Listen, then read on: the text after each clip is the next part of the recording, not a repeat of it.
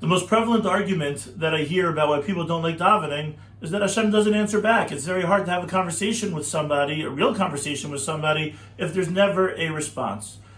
For me, I like to look at the Parsha and find the response in the Parsha. Every week that we read Torah, so what's HaKadosh Baruch Hu trying to tell us in the Parsha? This week, the major story, obviously, is the Mabul. So what message would Hashem be sending in the Mabul?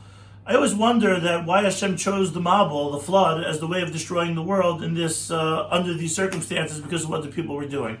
And it could be that the answer is that, as Rashi brings down, the major crime that people were committing was they were stealing less than a shava pruta. When you steal less than a shava pruta, less than a penny's worth, so very often you're like, what's the big deal? It's just it's less than a penny's worth. I used his pencil. I took his pen. I borrowed his shirt without permission. Using things without permission or stealing less than a penny's worth, so what's the big deal? So HaKadosh Baruch Hu tells us that when it comes to a Mabul, you have 1 drop of rain. You kind of think like, what's the big deal? 2 drops, not a big deal. 3 drops, not a big deal.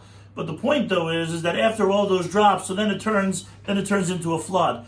But we think are little things, so sometimes those turn into really big deals. That happens when we do things that are wrong, and it also happens when we do things that are right. We might think like, 1 davening, 1 charusa, 1 learning, 1 chesed, 1 Shabbos. What's the big deal? It's just 1. It doesn't really matter.